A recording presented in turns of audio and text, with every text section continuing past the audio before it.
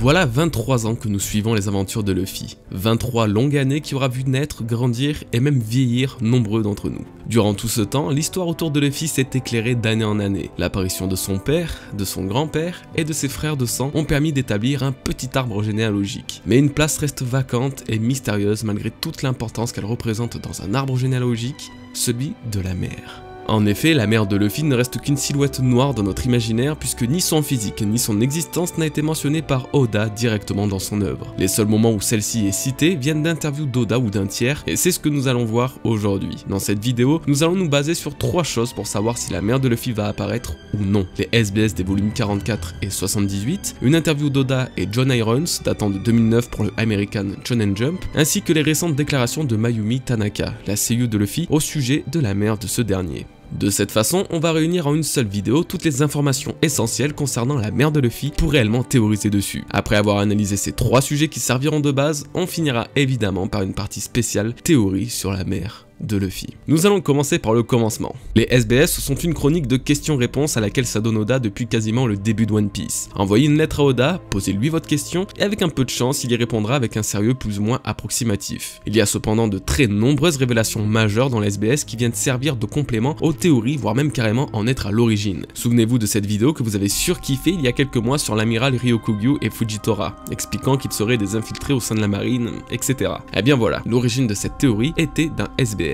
Pareil pour le nom de tout l'équipage de Roger qui nous a été dévoilé récemment par exemple, une info qui est seulement trouvable dans les SBS. Bref, des informations d'une certaine importance et non négligeables. C'est ici qu'on va piocher la première mention de la mère de Luffy. Enfin, c'est ce que la communauté s'est mise en tête depuis des années. Un lecteur de One Piece a posé la question suivante à Oda dans le SBS 44. Oda Sensei, j'ai une question très sérieuse. Allez-vous dessiner les parents de Luffy? Ce à quoi Oda répond, ses parents, cherchez-les. Ah non, désolé, je me suis trompé de ligne. Alors, ses parents, bien, je pense que tu seras heureux avec le prochain tome. Il s'agissait du SBS 44, sorti le 4 décembre 2006. Le tome dont parlait Oda qui était censé faire apparaître les parents de Luffy était donc le 45. Et là, Dieu seul sait que ça a fait jacasser bon nombre de lecteurs. Les gens se sont mis à se ruer sur les pages du tome 45 pour tenter de découvrir la perle rare au point que ces 2 révolutionnaires en arrière-plan que vous voyez près de Dragon aient été imaginés et théorisés comme pouvant être des potentiels mamans Luffy. Oui, même lui. Alors évidemment il y a beaucoup de choses à dire concernant cette déclaration d'Oda, mais encore plus à propos des théories établies autour. Déjà je suis tombé sur une excellente explication d'un certain Potato Master qui explique comment comprendre le sens original de la phrase d'Oda. En clair, le kanji utilisé par ce dernier pour désigner le mot parent ne se réfère pas nécessairement au père ou à la mère, mais simplement un parent proche en général. Donc Dragon et Garp sont les parfaits candidats puisqu'ils sont parents à Luffy en tant que père et grand-père. Surtout que le tome 45 nous révèle une partie immense des origines de Luffy puisqu'on apprend justement que Dragon est son papa et Garp son papy. Donc lorsqu'Oda a dit dans le SBS du tome précédent, oui alors si vous voulez en savoir plus sur les parents de Luffy, attendez le prochain tome, vous serez surpris, il avait totalement raison puisqu'on a appris l'existence de 2 membres de sa famille, 2 parents. Alors oui, Oda peut être un petit farceur et avoir caché la mère de Luffy parmi les révolutionnaires, je dis pas le contraire, mais alors on pourrait aussi le dire pour cette dame de dos dans le chapitre 436 qui faisait également partie du tome 45. Bref, vous voyez où je veux en venir, mais pour résumer, la théorie disant que la mère de Luffy serait apparue dans l'histoire est vraiment tout ce qu'il y a de plus théorique, puisque Oda parlait peut-être simplement de Garp et Dragon révélés dans ce même tome comme étant parents de Luffy. Et ça se confirme dans la partie suivante de la vidéo, la fameuse interview mentionnant pour la première fois la maman de Luffy. C'est l'une des rares, voire même la seule et unique à l'avoir citée. Elle date de 2009, nous étions en pleine guerre de Marineford à ce moment précis. John Irons a eu la très bonne idée de poser à Oda la question suivante. À quoi ressemble la mère de Luffy? Est-elle belle? Que lui est-il arrivé?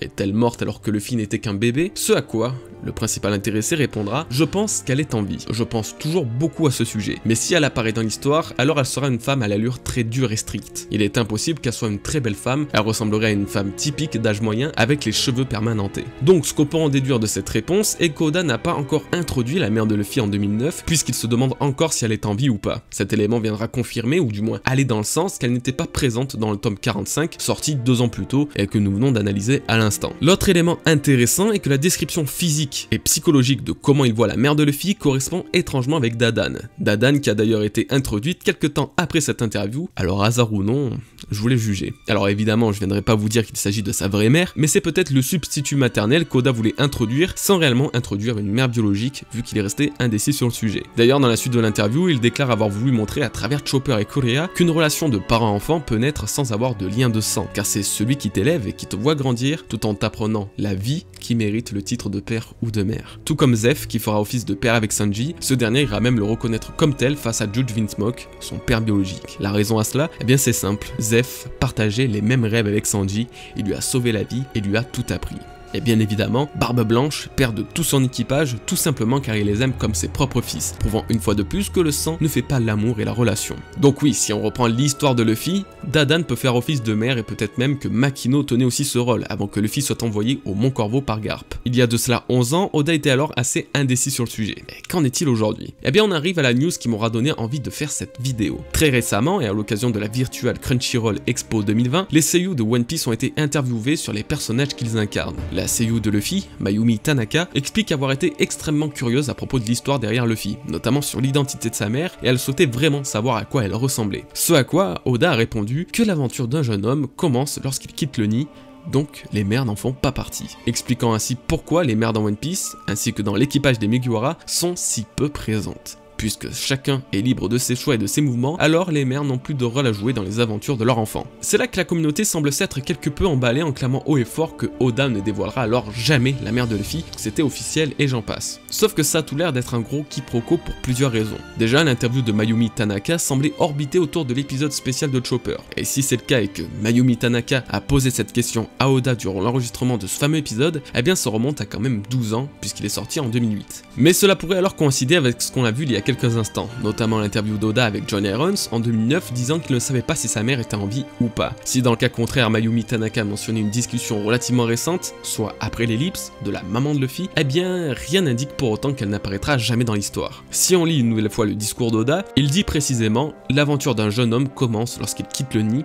donc les mères n'en font pas partie. Cela sous-entend alors que dans le présent de Luffy, sa mère n'aurait que peu de chances d'apparaître ou d'interférer avec lui d'une quelconque manière. Cependant, ça ne l'empêche pas d'apparaître dans son véritable flashback. Effectivement, nous avons eu le flashback de Luffy, Ace et Sabo, qui était la juste suite du premier chapitre, celui où une partie du passé de Luffy est racontée et où est introduit Shanks le Roux. Qu'en est-il des véritables origines de Luffy? Notamment celles expliquant sa naissance, par exemple. Après tout, Monkey D. Dragon est apparu avant la naissance de Luffy. Si Oda décide à un moment de retracer l'histoire du chef révolutionnaire, alors il n'est absolument pas impossible que l'histoire de sa femme soit également dévoilée. Si on prend un petit peu du recul sur la place des mamans dans One Piece, eh bien malgré le fait qu'elles soient pour la plupart toutes disparues, au moins nous les avons vues. Même au sein des Mugiwara avec les mères d'Usopp, Sanji, Nico Robin, qui ont bel et bien été dévoilées et qui ont eu une place importante dans leur véritable flashback. Enfin bref, vous voyez où je veux en venir, même si Oda ne souhaite pas l'ajouter dans le présent de One Piece pour l'espèce d'entrave qu'elle représenterait sur Luffy, rien ne l'empêche de traiter son histoire dans un flashback plus profond que d'accoutumé. Puisque oui, Luffy est spécial, il est animé d'une volonté millénaire et il serait étonnant que sa venue au monde ainsi que la véritable origine de ses parents ne nous soit pas dévoilée. Je pense à titre purement personnel que si dans le futur de One Piece, Oda ne prend pas le risque d'intégrer ce personnage par le biais d'un flashback ou autre, on risque d'avoir un terrible sentiment de mystère passé sous le tapis. Pour se plonger un peu plus dans la théorie, alors que pourrait-elle bien cacher? Quelle particularité la promise de Monkey D. Dragon aurait-elle? Il se pourrait bien qu'elle soit l'une des sources de motivation du chef des révolutionnaires pour se rebeller contre le gouvernement. Les scénarios sont donc très nombreux. Une ancienne esclave de Tenryubito sauvée par Dragon, à l'origine du déclic chez lui, du mouvement révolutionnaire et de la libération des peuples, peut-être même qu'elle fut une dragon céleste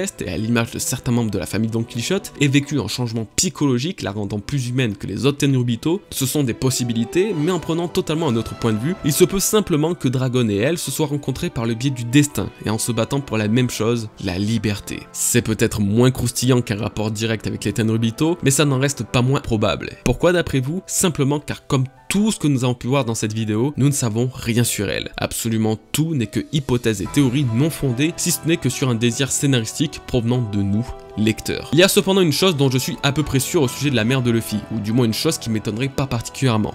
son appartenance au clan des Dee. Ce qui me conforte dans cette idée est tout naturellement la seule femme portant cette lettre et qui nous a été dévoilée, c'est-à-dire Portgas Rouge, femme de Roger, mère d'Ace. Oui, les parents de Trafalgar Law sont aussi censés être des Dee si cette lettre s'hérite de parents à enfants, mais nous n'avons eu encore aucune confirmation officielle à ce sujet. C'est pourquoi je ne parle que de Rouge en tant que seule femme portant cette lettre officiellement. Elle m'a toujours intrigué. Pourquoi possède-t-elle le Dee? Quel a été l'intérêt scénaristique pour Oda de faire qu'Ace ait deux parents possédant cette lettre si particulière? Ace en lui-même, bien qu'il ait marqué l'histoire, n'aura pas changé le monde pour autant. Pas autant que Luffy va le changer en tout cas. Le destin étant le principal guide des porteurs de cette lettre et le destin de Luffy étant ce qu'il y a de plus unique dans cette grande histoire, il pourrait alors être le fruit de la rencontre entre Monkey D. Dragon et cette mystérieuse individu. Forcément, je ne pourrais clore cet instant théorique sans mentionner l'apparition du personnage le plus inquiétant qui nous a été donné de voir depuis le début de One Piece. Un personnage vivant au-dessus des autres et dont le pouvoir et les secrets semblent dépasser l'entendement. Im-sama. Les mystères autour de ce personnage sont tels qu'on ne peut affirmer son genre. Plusieurs choses iront me faire penser qu'il s'agit d'une femme par sa posture ou sa carrure, et c'est de cette façon que je vais la considérer pour conclure cette vidéo. Qui d'autre qu'Im, la reine ultime du monde, incarnerait mieux la mère de Luffy? Elle qui restait statique devant le chapeau de paille géant dans les catacombes de Marie-Joise, avide recherche de son éventuel fils entre les mains. Certes, il s'agit d'une idée totalement dénuée de preuves ou d'indices, allant même jusqu'à contredire ce qu'on disait plus tôt, mais l'impact scénaristique serait absolument incroyable. Après tout, l'une des plus grandes histoires du cinéma se base sur un fils souhaitant ramener la paix en combattant le tyran qu'était son père. Pourquoi n'en serait-il pas de même pour l'une des plus grandes histoires des mangas? Là où le monde voit en Luffy un futur roi, un nouvel espoir, le gouvernement, lui, voit en Im leur reine. Un clash de familles combattant pour la véritable place du trône vacant, réunis par le biais commun d'un chapeau de paille aux origines des plus mystérieuses. Cette vidéo touche à sa fin. Je n'ai jamais réellement fait de point sur la mère de Luffy, encore moins en me basant en grande partie sur les sources officielles. Même si au final on sait rien de plus à son sujet puisqu'Oda décide de se la jouer perso, j'espère que cette vidéo vous aura mieux permis de comprendre cette hype et l'éventuel futur de la mère de Luffy. Si elle vous a plu, alors n'hésitez pas à laisser un petit like et à vous abonner si ce n'est déjà fait. On se retrouve bientôt pour une nouvelle vidéo. En attendant, portez-vous bien les bros et passez une très bonne journée ou une très bonne soirée. Peace.